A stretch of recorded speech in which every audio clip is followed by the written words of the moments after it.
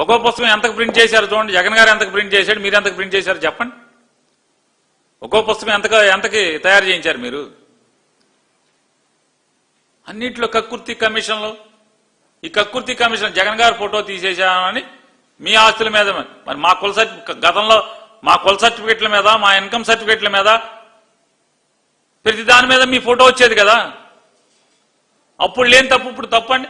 ఒకవేళ జగన్మోహన్ రెడ్డి గారు అధికారుల మాటినో ఎవడో మాటిని చేశాడనుకో, ఏంటి దీంట్లో నేరం ఏంటి అంటున్నా? దీంట్లో నేరం ఏంటి?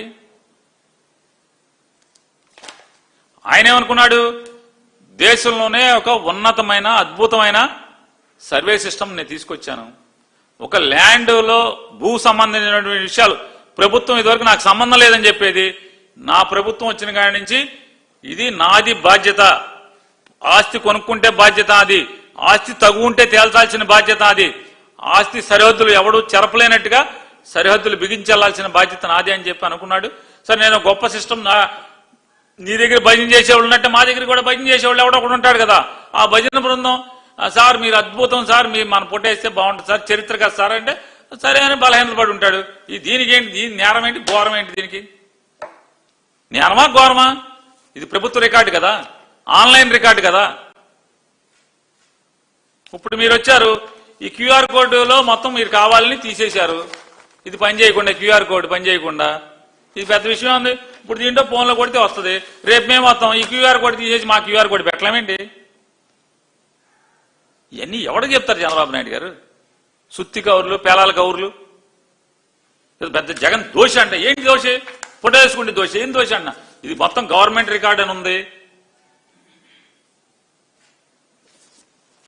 పోలవరం దగ్గరికి వెళ్ళి పోలవరం పూర్తవకుండా పునాదుల్లో ఉంటే జైము జైము చంద్రన్న అంటే తప్పులేదు.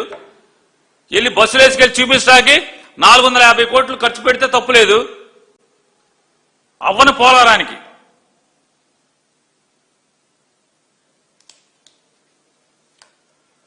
ఇవాళ సూపర్ 6 సూపర్ హిట్ చేశారు మీరు. డబుల్ ఇంజిన్ సర్కార్ కాదు, ట్రిపుల్ ఇంజిన్ బుల్లెట్ రైల్ అంట. సినిమా డైలాగులు తప్పితే పవన్ కళ్యాణ్ గారితో తిరిగి 6 నెలలు సావాసం చేస్తే వాళ్ళు లీళ్ళు అవుతారంట. సినిమా డైలాగులు చంద్రబాబు నోటెంబడి సినిమా సుత్తి కబుర్లు పోయి సినిమా కబుర్లు వస్తున్నాయి. ఇదివరకు సుత్తి డైలాగులు ఉండే, ఇప్పుడు సినిమా డైలాగులు. ఏంటి ట్రిపుల్ ఇంజిన్ సర్కార్? ఎవరు ట్రిపుల్? ఎవరు ఏంటి ట్రిపుల్? ఏంటి ఈ రాష్ట్రానికి ఈ ట్రిపుల్ ఇంజిన్ బుల్లెట్ రైల్ వల్ల ఏంటి ఉపయోగం? దమ్ముడి ఉపయోగం ఉందా అని అడుగుతున్నాను.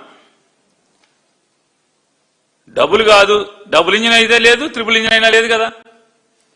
గత 5 ఏళ్లు 2014 నుంచి 19 దాకా డబుల్ ఇంజిన్ సర్కారు ఈ రాష్ట్రానికి ఒదిగింది ఏంటని అడుగుతున్నాను. చెంబుడు నీళ్లు, దోషుడి మట్టే కదా. ఈ రాష్ట్రానికి ఏం మిగిలింది? చెంబుడు నీళ్లు, దోషుడి మట్టి మిగిలింది డబుల్ ఇంజిన్ సర్కార్తో. ఇప్పుడు ట్రిపుల్ ఇంజిన్ సర్కార్ బుల్లెట్ ట్రైన్తో ఏం మిగులుతుంది? ఏం మిగులుతుంది అంటే 2 ఏళ్లకు 3 లక్షలు, 2 ఏళ్ళు ఇంకా నిండ్లా. మీ అబ్బాయి 18 నెలలు అని చెప్తున్నట్టున్నాడు నిన్న గొప్పగా. 18 months కంప్లీటెడ్ అని ఇంగ్లీష్లో చెప్తున్నాడు కదా. 18 months కి 3 lakh crores అప్పు తెచ్చారు మీరు. 18 నెలలకి 3 లక్షల కోట్లు అప్పు తెచ్చే పరిస్థితి. నేను చంద్రబాబు నాయుడు గారిని, మీరు ముగ్గురు కలిసి, మీ బుల్లెట్ ట్రైన్ అంతా కలిసి ముగ్గురు, నేను అనుకోవటం రామారేమి, ఇది జనవరి, ఫిబ్రవరి, మార్చి, ఏప్రిల్, మే, రేపు వేసవికాలానికి మీరు ముగ్గురు ట్రిపుల్ ఇంజిన్ కలిసి మొత్తం అంత ట్రిపుల్ ఇంజిన్ బుల్లెట్ ట్రైన్ పెద్ద కేక్ కట్ చేసుకోవచ్చు. జగన్మోహన్ రెడ్డి గారు 3,32,000 కోట్లు, ఎంత 31,000 కోట్లు చేశాడు. మేము అసలు జగన్ 5 ఏళ్లలో చేశాడు. మేము 2 ఏళ్లు తిరగకుండానే 2 ఏళ్లలో జగన్ రికార్డు బ్రేక్ చేశాం. జగన్ తెచ్చిన అప్పులు కన్నా ఎక్కువ చేశామని మీరు పెద్ద కేక్ కట్ చేసుకుంటే పనికి వస్తుంది తప్పితే, ఈ bullet train, triple engine bullet train దేనికి పనికి వస్తాయా అంటే, జగన్మోహన్ రెడ్డి గారు 5 ఏళ్లలో ఈ రాష్ట్ర సంక్షేమం కోసం, ఈ రాష్ట్ర అభివృద్ధి కోసం 3 పోర్టులు, 10 ఫిషింగ్ హార్బర్లు, 31 లక్షల మందికి ఇళ్ల పట్టాలు, ఇల్లు లేని వాళ్ళకి ఇళ్ల పట్టాలు, ఇట్లా అనేక కార్యక్రమాలు, ప్రభుత్వ హాస్పిటల్ చేయటం, 17 మెడికల్ కాలేజీల నిర్మాణం చేయటం, ఇట్లా అనేకమైనటువంటి అభివృద్ధి కార్యక్రమాలతో పాటుగా 2,60,000 కోట్ల రూపాయల సంక్షేమాన్ని సరాసరి నేరుగా ప్రజలకు అందించడంలో కానీ వీటన్నిటి కోసం 5 ఏళ్లలో 3,30,000 కోట్లు అప్పు చేస్తే మీరు 18 నెలల్లో అంటే 60 నెలల్లో 3,32,000 కోట్లు 3,30,000 కోట్లు చేస్తే 18 నెలల్లో 3 లక్షల కోట్లు అప్పు చేశారు మీరు. ట్రిపుల్ ఇంజిన్ దేనికి పనికి వచ్చిందని అడుగుతున్నాను. భవిష్యత్తులోనూ కరెంటు ఛార్జీలు పెంచలేము. ఎంతకన్నా దగా ఇంకేమన్నా ఉండతా, పచ్చి దగా. ఇవాళ దాకా పెంచలేదంట, భవిష్యత్తులో కూడా పెంచడంట. అసలు ఏం చేయాలి చంద్రబాబు నాయుడు గారు? మేము బరి తెగించింత అబద్ధాలు ఆడుతుంటే సిగ్గుపడే పని లేదు. బరి తెగించి మీరు ఈ రకంగా మాట్లాడుతుంటే అంటే ఎదురెవరన్నా మాట్లాడితే జైలు వేసేస్తారు.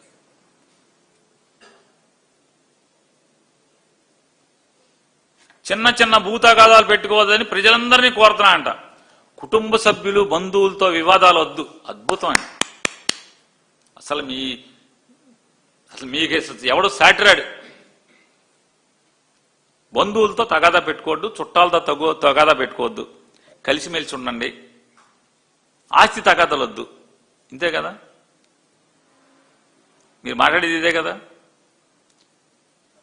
రామారావుతో తగాదా పెట్టుకున్నది ఎవరో? పిల్లనిచ్చిన మామతో. బామ్మరితో తగాదా ఎవరికి? తోడేళ్లతో తగాదా ఎవరికి? వదిన గారితో తగాదా ఎవరికి? తమ్ముడితో తగాదా ఎవరికి? బామ్మరిది కొడుకు జూనియర్ ఎన్టీఆర్తో తగాదా ఎవరికి? మాకా? తగాదాలు పెట్టుకునేది మీరు. మీది ఎట్లా ఉంటుందంటే మీరు మాత్రం ఒకనే కంటారు, అందరూ నలుగురిని కానీ 5 కానీ అంటున్నారు. మీ అబ్బాయి ఒకనే కంటాడు, మీరు మాత్రం అందరూ 10 మందిని కానీ అంటున్నారు. అంటే ఏది మీరు ఆచరించరో అది అందరిని ఆచరించమని చెప్తారు. చుట్టాలతో తగులొద్దు అంటారు, మీరు అన్ని చుట్టాలతో తగులు, మొత్తం మీ చుట్టాలందరితో తగులు మీరే కదా. ఎవరికి తగులు ఉన్నాయి? మాకెవడికి ఉన్నాయి తగాదాలు? మా చుట్టాలతో మాకెవడికి తగాదాలు ఉన్నాయి? ఇది ఒకటే కాదు, ఇంకోటి కూడా చెప్తాడు, ఆస్తులు తగాదాలు వద్దు అంటాడు. ఎన్టీ రామారావు గారు రోడ్ నెంబర్ 13లో రామారావు గారు చివరిసారిగా అంటే అసూలు బాసినటువంటి ఇల్లు, ఆ ఇంటి ఎదురుగుండా ఉన్నటువంటి రామారావు గారి కిరీటాలు, ఆయన సినిమా డ్రెస్సులు, ఆయన మొత్తం సినిమా వ్యవహారాలు, ఆయన చైతన్య రథం అన్నీ దాచుకున్న బిల్డింగ్ని కోర్టుకు దావా వేసి లాక్కున్నది ఎవరు? ఎన్టీఆర్ ట్రస్ట్ భవన్ని కోర్టు కేసు లాక్కున్నది ఎవరు? రామారావు గారి దగ్గర నుంచి. ఎన్టీ రామారావు గారు తెలుగుదేశం పార్టీ బ్యాంక్ అకౌంట్లు సీజ్, రామారావు సంతకం పనికి రాకుండా, ఎన్టీ రామారావు గారి సంతకం పనికి రాకుండా సీజ్ చేయించి ఆ డబ్బు మొత్తం మీకు వాల్చుకుని ఆ డబ్బులంతా మీరు వాడుకున్నది ఎవరు? మీరు కాదా? బసవతారకం క్యాన్సర్ హాస్పిటల్ పెట్టింది ఎవరు? ఎన్టీ రామారావు గారు. ఇవాళ ఎవరి చేతిలో ఉన్నారు? మీరు, మీ అబ్బాయి, మీ కోళ్ళు, మీ అబ్బాయి తోడళ్ళు. పాత వాళ్ళందరూ ఏమయ్యారు? నోరి దత్తాత్రేయ గారు ఏమయ్యారు? హాస్పిటల్ పెట్టిన, క్యాన్సర్ హాస్పిటల్ పెట్టిన డాక్టర్ గారు, ఆలోచన చేసిన డాక్టర్ గారు ఏమైపోయాడు? కోడెల శివప్రసాద్ కుటుంబం ఏమైపోయింది? వీళ్ళందరూ ఏమైపోయారు? ట్రస్ట్లో పాత సభ్యులందరూ ఏమైపోయారు? ఎవరు ఆస్తులు లాక్కున్నది? ఎవరు చెప్తున్నారు నీతులు? నిమ్మకూరులో జూనియర్ ఎన్టీఆర్కి పొలం లేకుండా ఇప్పుడు మొత్తం తీసేసుకున్నది ఎవరు? భయపెట్టారా? బెదిరించారా? ఏం చేశారు? బతిమాలారా? మొన్న 100 ఎకరాలు కొన్నారు కదా మీ ట్రస్ట్కి నిమ్మకూరులో. మన ఇంటి వాళ్ళు వచ్చి రిజిస్ట్రేషన్ చేసుకున్నారు కదా, రిజిస్ట్రార్ గారు పరిగెత్తుకుంటా నిమ్మకూరు వచ్చి చేశాడు కదా. అందరి మొత్తం మీ బామ్మర్దులు అందరూ కొనేసుకున్నారు కదా మీరు. తగులు ఆస్తులు తగులు పెట్టుకోవటం, ఇంట్లో చుట్టాలతో తగులు పెట్టుకోవటం, చుట్టాల ఆస్తులు లాక్కోవటం. మీ అత్తగారు బతికుంది కదా, మాంగారు చచ్చిపోయాడు, అత్తగారు బతికుంది కదా, అత్తగారితో తగ్గు ఎందుకు? సంక్రాంతి పూట పెద్దల పండుగ, సంక్రాంతి పూట ఓ పూట భోజనం పెట్టి చీర పెట్టి పంపించావు పోనీ ఉన్న అత్తగారికి ఎప్పుడన్నా? మేము పెట్టుకున్నాం తగులు పెట్టుకునేది మీరు. జనాలను తగులు పెట్టుకోవద్దని చెప్తారు. అంటే మీరు ఏది ఆచరించరో దాన్ని మీరు అందరిని ఆచరించమని చెప్తారు. కోడి పందాలు వినోదంగా చూడాలి, జోదంగా కాదంట. చూడండి ఇంకవులు చెప్తాడు. అంత ఎలక్షన్ ముందు ఏం మాట్లాడాడు చూడండి. మన సాంప్రదాయం అన్నాడు, అది అన్నాడు, ఇది అన్నాడు.